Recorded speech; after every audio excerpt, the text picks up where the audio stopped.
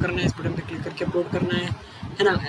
और अपने Jupyter notebook में और एक नई पाइथन 3 फाइल बना के बैठ जाना और कोड समझना है, कोड लिखना है और उसको अपनी स्किल्स को और इम्प्रूव करना है, लॉजिस्टिक रिग्रेशन को यूज़ करने की स्किल्स को और इम्प्रूव करना है प्रोजेक्ट्स बना के। तो मैं काम करता हूँ, अपनी जुपिटर नोटबुक मैंने ऑलरेडी बना रखी है आप लोगों के लिए, ठीक है। अब मैंने प्रोजेक्ट ऑलरेडी बना रखा है, तो मैं यहाँ पर सबसे पहले कर्नल स्टार्टिंग प्लीज़ वेट ये मेरे को दे रहा है।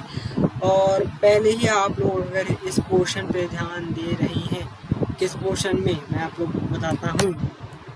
अगर आप लोग इस पोर्शन में ध्यान देने लग चुके हैं तो आप लोगों का सिर चकरा रहा होगा, वो सब क्लियर आपको आगे होगा, ठीक है। खैर थोड़ा ज़्यादा हो गया। आप क्या कर रहे हैं, कोड समझ लेते हैं। वैसे शुरुआत का काफ़ी कोड आप लोगों को अच्छी तरीके से पता है, पर और ऐसी तरीके का सेम कोड का लगभग सॉरी गाइस, हाँ सेम कोड का लगभग प्रोजेक्ट मैंने बना रखी है और लगभग सेम कोड का, और इसलिए आप लोगों को बस मैं उस लॉजिस्टिक रिग्रेशन को, क्लासिफिकेशन को प्रैक्टिस करवाना बस इम्पोर्टेंट, क्योंकि गाइस यहाँ पर सभी चीज़ आप लोगों को मैंने पढ़ा रखी है। बस प्रोजेक्ट से क्या होता है आप लोग बोल पाते हो कि भाई मैंने प्रोजेक्ट कर रखा है, ये मैंने ये प्रोजेक्ट कर रखा है, मैंने ये प्रोजेक्ट कर रखा है। वो भले ही दोनों सब में एक 2 + 3 = 5 वाला ही लॉजिक ही क्यों ना लगे, नहीं ये मत सोच लेना 2 + 3 = 5 पढ़ाता हूँ मैं। खैर इम्पोर्ट पैंडास SPD, पैंडास को मैंने इम्पोर्ट किया, मॉड्यूल है। नमपाई को NP के तौर पे इम्पोर्ट किया है। डेटा फ्रेम को मैंने बना लिया है, CSV फाइल को रीड करवा दिया है, जो कि पैंडास का फंक्शन था read_CSV, उसको कॉल करके मैंने अपनी फाइल का नाम डाल दिया जो था creditcard.csv। आपको ये भी पता है अगर एक्सेल फाइल होती .xlsx होती तो आप यहाँ लिखते एक्सेल और ये दूसरे फंक्शन बन जाता और दूसरे फंक्शन को कॉल आप लोग कर रहे होते। तो मैंने डेटा फ्रेम .head इस एक काम करता हूँ, इसको डिलीट ही कर देता हूँ। तो आप लोगों को पता है कि DF हमारा पास डेटा फ्रेम यहाँ पर आ चुका है और अब हम लोग यहाँ पर ट्रेन टेस्ट स्प्लिटिंग करेंगे। और हाँ डिफाइन कर देते एक फंक्शन data_split नामक एक फंक्शन मैंने डिफाइन।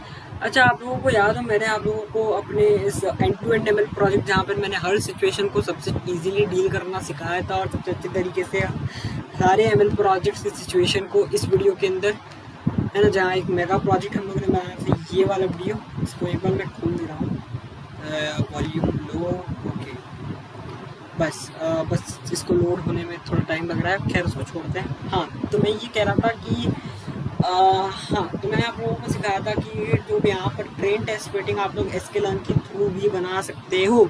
मैंने आप लोगों को यहाँ पर इस वीडियो के अंदर यहाँ पर बता रखा है कि sklearn के थ्रू भी आप लोग ट्रेन टेस्ट स्प्लिटिंग कर सकते हो। और मैंने उस वीडियो में भी आपको बताया था कि आप लोग कि sklearn से कैसे लेना है। तो यहाँ पर फ़िलहाल मैं ट्रेन टेस्ट स्प्लिटिंग आपको मैं करवाऊँगा फिर विदाउट sklearn ही, क्योंकि मैं अभी तक आप लोगों को समझा देना चाहता हूँ फिर से एक बार रिवीजन कि भाई आप लोग एक वो बना रहे हैं, ये जो sklearn का जो फंक्शन है ट्रेन टेस्ट स्प्लिट वाला फंक्शन जो है वो कैसे काम करता है वो मैं आप लोगों को यहाँ पर समझा रहा हूँ।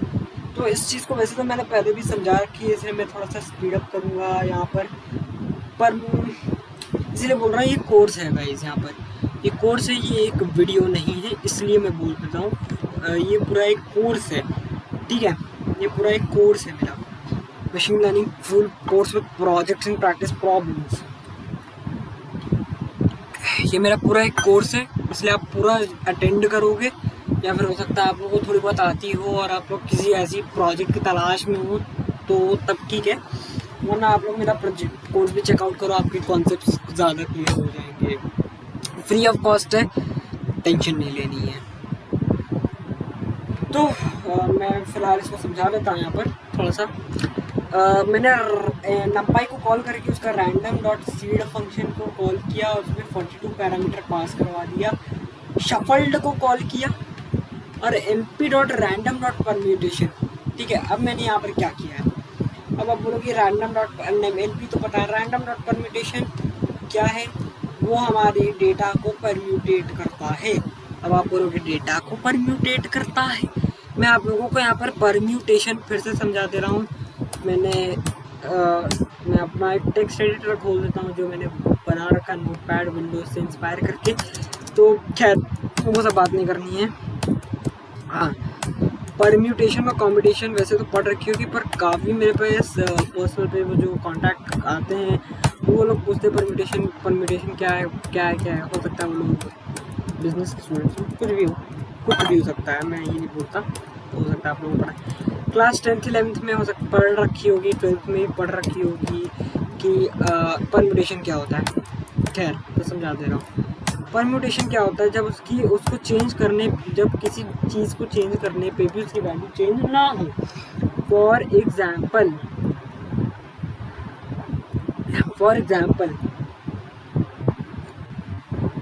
अगर इस 21 को पलटने पे अगर वो 1 2 आ रही है, अगर वो 1 2 आ, सो सॉरी गाइस, उसको इग्नोर करना थोड़ा। खैर, ये जो 21 है उसको अगर आप लोग 12 में चेंज करते हो 1 2, राइट, 1 2 में चेंज करते हो, तो क्या इसकी वैल्यू चेंज होगी? मैं क्या लिखूँ, हाँ, will there be a change in value? Oh sorry, लिख दिया मैंने, sorry. will there be a change in value? मैं आपसे पूछता हूँ, आपका जवाब यहाँ पर क्या होने वाला है? यहाँ पे आप लोगों का जवाब स्ट्रेट फॉरवर्ड होने वाला है।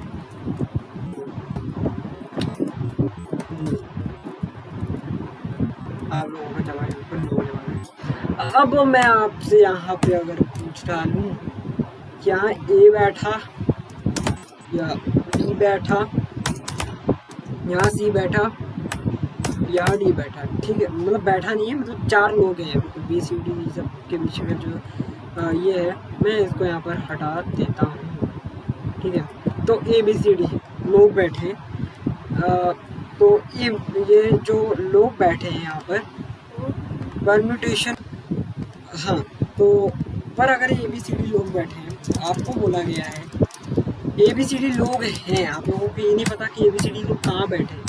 आप लोगों को बोला गया है कि सी के बगल में डी होना चाहिए। आपके पास क्वेश्चन यही है, आपके पास टास्क यही है, आपके पास हर चीज़ यही है कि आप किसी से सी के बगल में डी बैठाना है। तो अब मैं आपसे पूछता हूँ, आप लोगों को टास्क ये नहीं दिया कि सी के राइट में बैठाना है कि लेफ्ट में, सी के बगल में डी बैठाना है। और अब मैं आपसे पूछता हूँ कि अगर मैं ए बैठाऊँ पहले और बी बैठाऊँ, उसके बाद मैं डी बैठाऊँ फिर सी बैठाऊँ, या फिर अगर मैं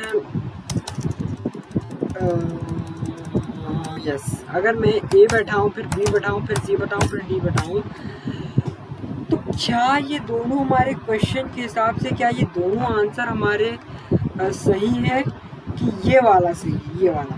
बताओ, मैं आपसे पूछता हूँ, थोड़ा सा भी दिमाग यूज़ करोगे तो आप बोलोगे कि ये जो दोनों आंसर्स हैं यहाँ पे, ये जो दोनों आंसर्स हैं वो क्या हैं? वो हैं, गेस करो, यस और नो, यस और नो, हाँ, यस और नो, फटाफट, yes, answer will be yes. कुछ लोग हो सकता है बोले कि भाई ये कैसे हो गया, आपने बोला सी के बगल में डी, यहाँ तो सी बगल में डी है और यहाँ तो है नहीं सी के बगल में डी। अरे भाई कैसे नहीं है, देखो तो तू, सी के बगल में डी नहीं है ना? तो बस यही तो है। आप लोगों को क्वेश्चन में ये नहीं बोला कि सी के बगल की, आप लोग समझो यार बात को, समझा ही देता हूँ।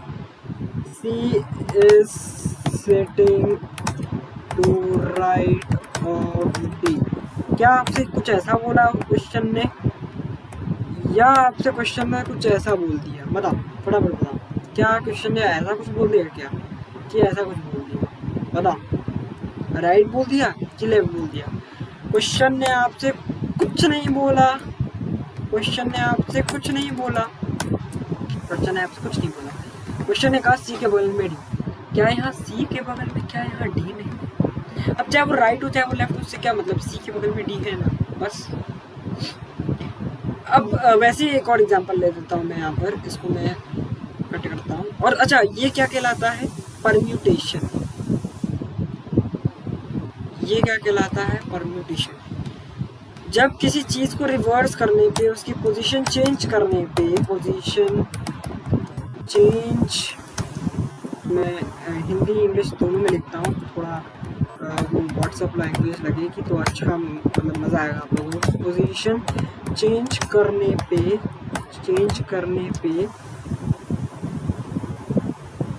अगर वैल्यू चेंज नहीं होती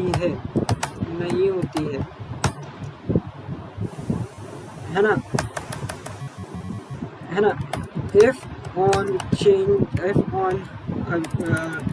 if on changing position value does not change, then such changes are called permutation।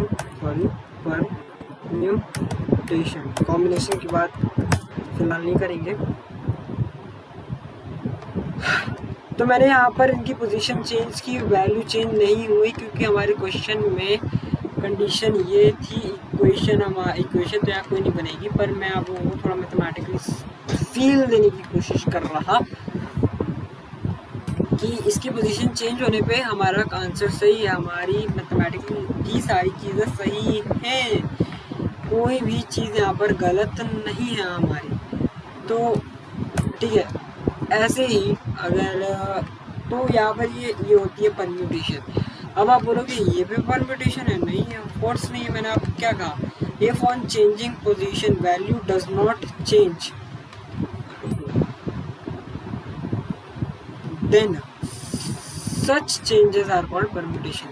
यहाँ पर पोजीशन चेंज करने पे, यहाँ पे 21 को 12 करने पे, पोजीशन चेंज करने पे, रिवर्स करने पे, जो भी करने पे, कुछ उसमें छिड़कानी करने से क्या वैल्यू बदल रही? आपका आंसर होगा हाँ भाई, वैल्यू तो बदल रही है। तो क्या ये परम्यूटेशन होगा? नहीं होगा, बिग नो। पर अगर मैं आपको बोल दूँ, मान लो लेट, ठीक है, लेट करना, ये नहीं समझ लेना मेरे को आता नहीं है कि क्या होता है 21। लेट मानो क्वेश्चन में दिया आप लोगों को कंफ्यूजिंग के लिए, या फिर कोई अच्छा क्वेश्चन मान लो 21 12 के बराबर, 21 12 के बराबर, और आपको बोला इफ इन क्वेश्चन 21 = 12, आपको कोई ये बोल दे इस कंडीशन के साथ, इसको आप क्वेश्चन के कॉर्नर पे लिखना, हाँ, और will there a change in value, और वो ये लिखे तब उसको बताना कि ये क्या आपने किया क्या। तो बस ऐसे ही लीनियर इक्वेशन में भी आप ये करते हो ना, इन 1 वेरिएबल और 2 वेरिएबल से क्या मतलब है, क्वाड्रेटिक को पॉलिनोमियल वो सब बाद में, है ना। पर यहाँ पे क्या है, 21 = 12, तो क्या है, वो चेंज इन वैल्यू होगी? नहीं होगी। यहाँ पर परम्यूटेशन है, परम्यूटेशन की बात करो। अब यहाँ पे दोनों केसेस में यहाँ पर परम्यूटेशन चेंज है ना। Will there be a change in value? No, क्योंकि 21 तो 12 के बराबर ही आपको बता दिया गया क्वेश्चन के अंदर। यहाँ पर क्या था हमारे पास, यहाँ पर क्या था, यहाँ पे क्या था, सी के बगल में डी बैठना चाहिए, बस यही, और कुछ नहीं। सी के बगल में डी बैठे, बस यही चाहते हैं अपन की ज़िंदगी ऐसी चलेगी खाली। क्यों बेटा, अपन को और चाहिए नहीं कुछ, अपन को चाहिए कि, अपन को क्या चाहिए यहाँ पर, अपन को चाहिए कि सिर्फ सी के बगल में डी चाहिए।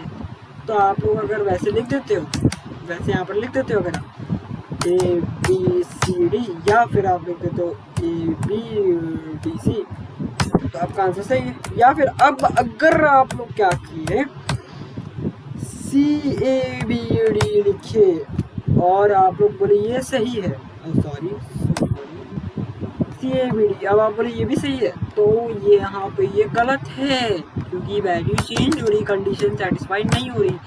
ये कॉम्बिनेशन का भी सवाल नहीं रहा, ए बी डी सी आपके पास जो कंडीशन से सेटिस्फाई कर रही है ना, शायद कंडीशन तो सेटिस्फाई कर रही और चेंज करने पे भी वैल्यू चेंज नहीं हो रही, तो ये क्या है, परम्यूटेशन। समझ में आया? चलो बस इसका किस्सा आज खत्म कर। तो रैंडमली मैंने परम्यूटेट किया है अपनी डेटा को लेंथ को, यानी अब कोई नहीं पूछेगा कि डेटा को लेंथ, इसलिए मैंने डेटा की लेंथ ली है। तो डेटा मान लो कितने का है, शायद 2 लाख 3 लाख डेटा सेट्स हैं, पता नहीं कितने भी हैं, जितने भी हैं यार वो सब बाद में। तो उनको मैंने रैंडमली डिस्ट्रीब्यूट कर दिया है परम्यूटेट। हम नहीं चाहते कि ये आधा आधा करे, 40/60 करे, या फिर पहले को ट्रेन में डाले, पहले को अलग सेट में, दूसरे को अलग सेट में। ऐसा नहीं चाहते हम लोग, रैंडमली पूरे को रैंडमली परम्यूटेट करना चाह रहे हैं। क्योंकि भाई हम लोग अगर मान लो ट्रेन टेस्ट स्प्लिटिंग कर रहे, तो हम लोगों ने क्या किया, परम्यूटेशन किया। और परम्यूटेशन क्या होता है, वैल्यू रिवर्स करने पे, पोजीशन चेंज करने पे वैल्यू नहीं बदल रही, तो क्या हमारा डेटा चेंज हो जा रहा, क्या डेटा चेंज हो रहा, नहीं हो रहा।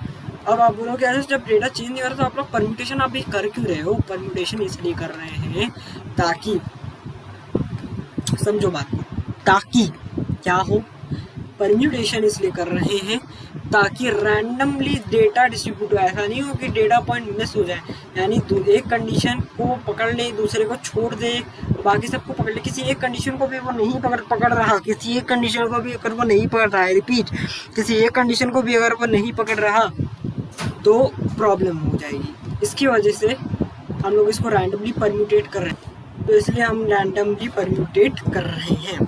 फिर मैंने क्या किया, टेस्ट साइज नामक वेरिएबल बना दिया, उसके अंदर मैंने डेटा के लेंथ को उसके रेशियो से मल्टीप्लाई करने का फॉर्मूला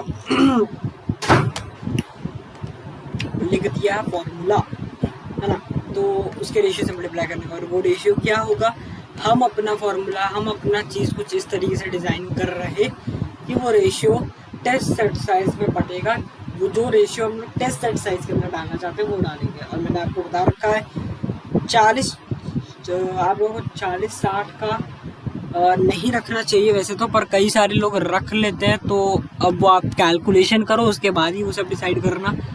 और मैं रिकमेंड करूँगा 80:20 रखने के लिए मैं ये रिकमेंड करूँगा 80:20। ये हमेशा काम आएगा गाइस, यहाँ पर बता दे रहा हूँ आपको, तो एक बार ना हमेशा काम आएगा। पता नहीं क्यों लिखा नहीं यार, ओके समझ गया।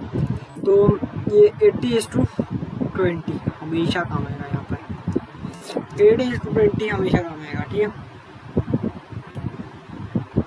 हमेशा आप लोग वही करो, ठीक है। और जब तक RMSC नहीं आ रहा अच्छा, तब तक तो आप RMSC आए ना आए, इसको अपने मॉडल को सही करो। और जब मॉडल एकदम सब हो जाए तब उसके बाद आपको अगर लग रहा कि 40-60 रखना चाहिए, सॉरी 40-60 रखना चाहिए, तब रखना है ऐसा, वरना नहीं, ठीक है।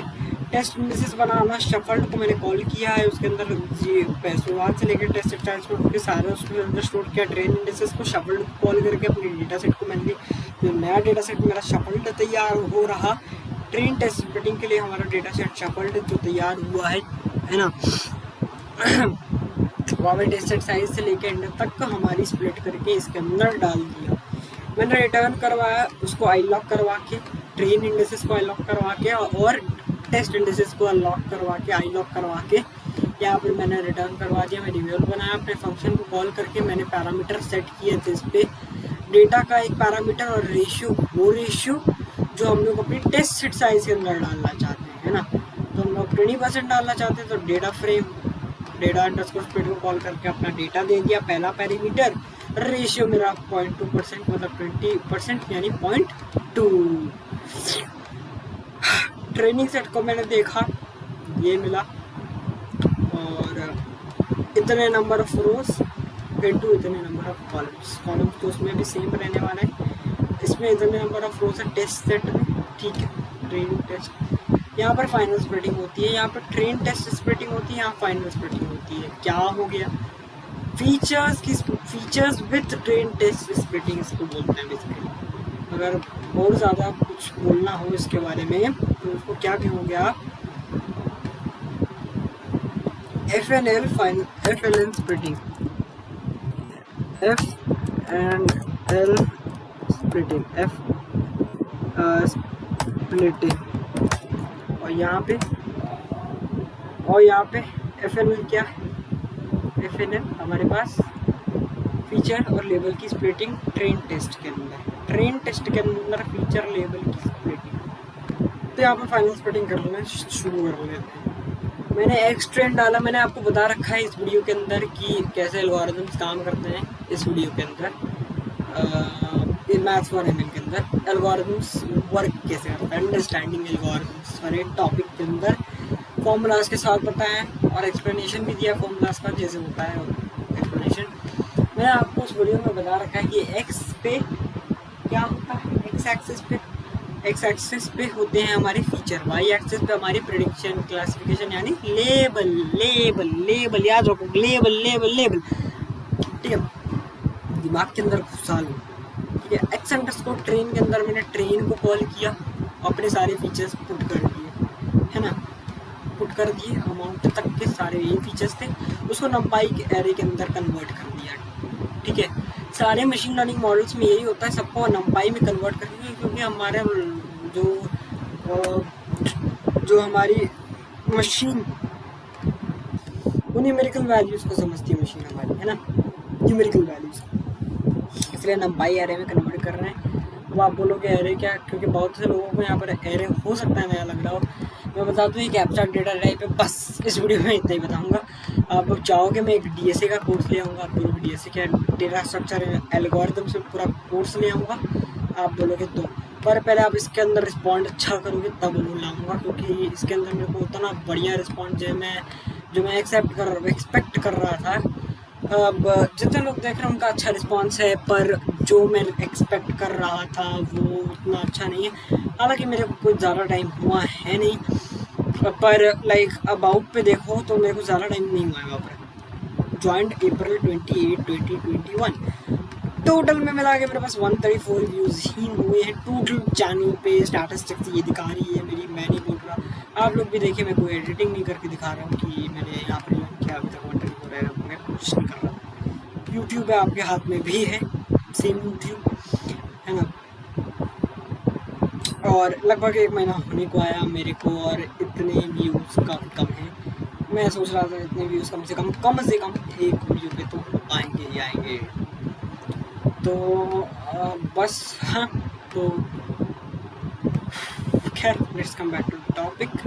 अब वाई एक्सिस पे मैं ट्रेनिंग सेट और टेस्टिंग सेट के लेबल्स सेट कर दे रहा हूँ। वाई अंडरस्कोर मैंने ट्रेनिंग को कॉल करके उसके अंदर लेबल डाला, उसको नंपाई में कन्वर्ट करके डॉट रीशेप को मैं वापस से अभी समझाऊंगा यहाँ पर, थोड़ा रुके, और इसको यहाँ पे टेस्ट को कॉल करके मैंने क्लास लेबल को कॉल करते हुए उसको नंपाई एरे में कन्वर्ट कर दिया।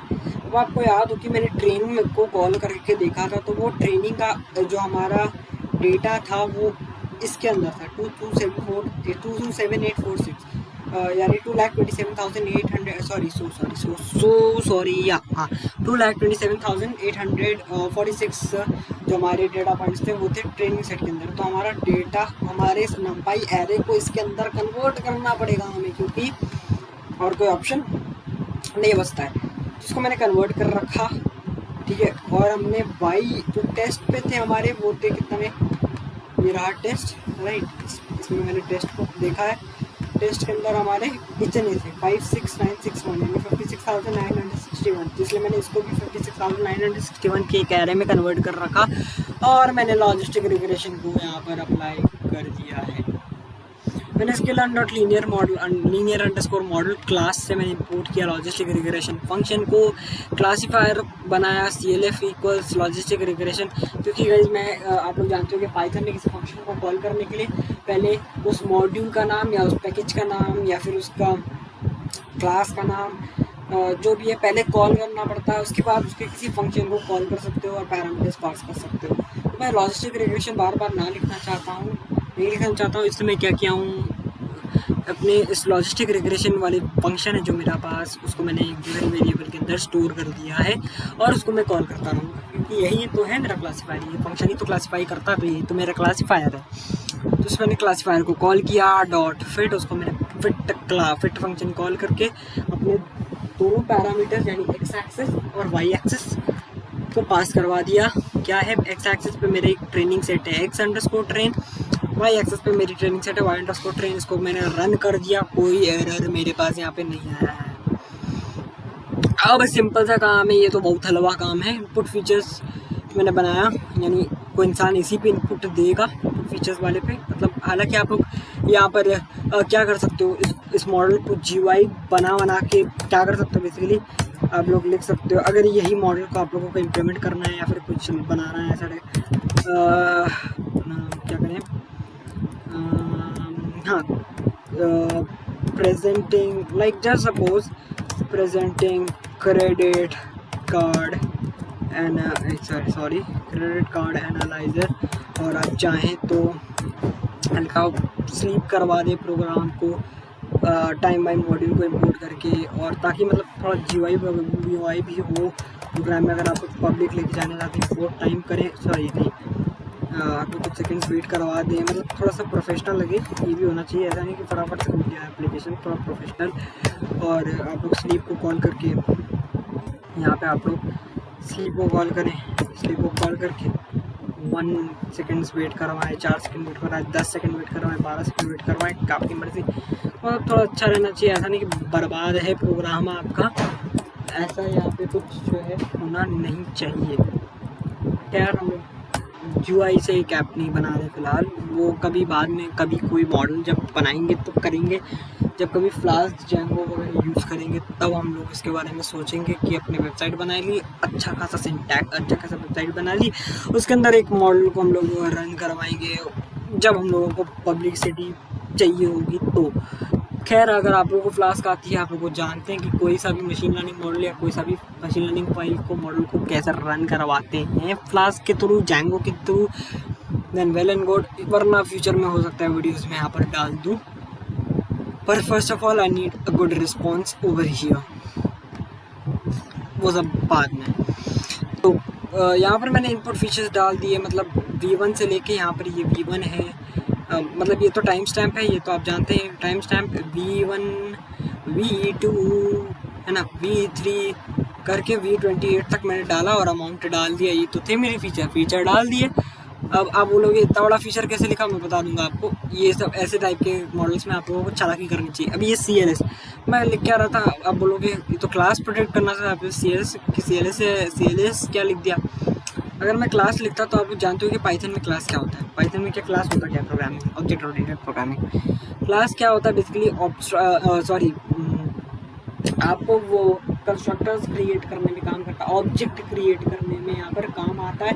ऑब्जेक्ट क्या होता है, एक ऐसा फंक्शन, कुछ ऐसे फंक्शंस डिफाइन करना जिसके अंदर कुछ ऐसे वेरिएबल्स जो एक दूसरे पे डिपेंडेंट हो, और ये तो होता ही है, और तो और फंक्शंस भी एक दूसरे पे डिपेंडेंट हो, एक ही काम के एक ही पर्सपेक्टिव के लिए वो फंक्शन बनाया जा रहा है, उसको एक क्लास के अंदर डाल देते हैं। फिर भी आप लोग चाहें तो आप लोग सर्च करें, जैसे आप लोग पाइथन सीख रखे होंगे या कोई भी प्रोग्रामिंग लैंग्वेज सीख रखे होंगे, या फिर मैं तो बोल रहा हूँ कि ऑब्वियसली आप लोगों ने पाइथन ही सीख रखी होगी, तो तभी आप ये वीडियोस देख रहे हो। तो class basically code template object create करने के लिए, जैसे कि मैंने बोला था, ऑब्जेक्ट्स हैव मेंबर ये वेरिएबल्स, जैसे कि मैंने बोला था, ये वेयर एसोसिएटेड, ये हाईलाइटेड, ठीक है। और पाइथन में क्लास कीवर्ड क्लास से बनाया जाता है, इसीलिए जो है यहाँ पर प्रॉब्लम होती है। तो वहाँ पर अगर मैं क्लास लिख देता तो एरर थ्रो करता, क्योंकि वो क्लास समझता। पर क्योंकि हमारे पास वेरिएबल है तो हम लोग कुछ भी डाल सकते हैं, ज़रूरी यहाँ पे नहीं है। तो हाँ, मैं क्लास इसलिए मैंने नहीं डाला, ठीक है।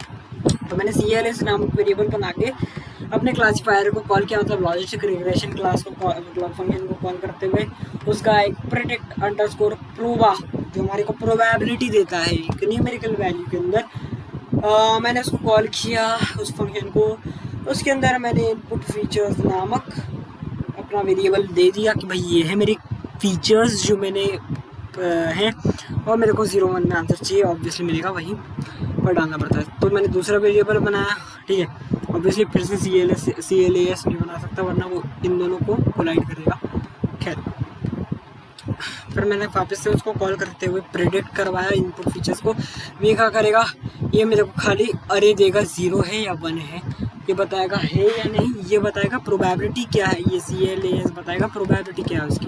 तो यहाँ पे ये बता रहा है कि ये इतनी प्रोबेबिलिटी है इस इनपुट फीचर्स के आधार पे, और ये इस इनपुट फीचर्स के आधार पे 0 है, ठीक है। ऑफकोर्स ये 0.0004 है, तो ऑफकोर्स ये 0 ही हुआ, तो ऑब्वियसली गाइज, ठीक है। तो अब आप बोलोगे आपने ऐसे ऐसे कैसे किया, क्या किया मैंने, सिंपल सा काम किया। मैंने अपने डेटा सेट को खोला, एक सेकंड, मैंने अपनी डेटा सेट खोला, ये है मेरा डेटा सेट, और मैंने यहाँ पर गाइस इसको खोल दिया है, ठीक है। और हाँ, तो यहाँ पे मैंने यहाँ से लेके यहाँ तक इसको एक्चुअली कॉपी कर लिया, और कॉपी मार के मैंने इसको इनपुट फीचर्स पे पेस्ट कर दिया। और मेरे को क्योंकि पता है इसका आंसर क्या है 0, एक्चुअली सिर्फ मैंने टेस्टिंग के लिए किया था ये काम, मेरे को ज़रूरी नहीं है ये चीज़। तो आप लोग भी ऐसे कुछ चालाकियाँ कर सकते हैं कभी कभी इन तरीके के प्रोजेक्ट्स के अंदर। इंटरव्यूअर को लगा कितना मेहनत चल रहा है, वैसे इंटरव्यूअर बेवकूफ़ नहीं होता। अगर आप लोग इंटरव्यू दे रहे हो तो ये शोकेस कर रहे हो, तब हो सकता है बेवकूफ़ हो।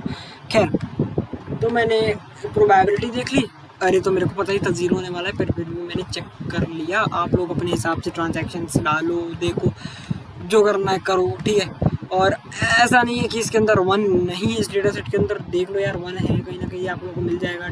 देख लो, एक क्लास हम लोगों को यहाँ पर 1 मिल ही गया है ना, पर काफ़ी कम होने वाली है ये, इसलिए आप लोगों को ज़्यादा नहीं दिखने वाली। तो बस आज के इस वीडियो के लिए ये इतना ही काफ़ी है, और thank you for visiting my channel, and do follow this course. I am making it very, बहुत मेहनत से बना रहा हूँ, ठीक है। तो ज़रूर फॉलो करना, और तब तक के लिए ओके बाय।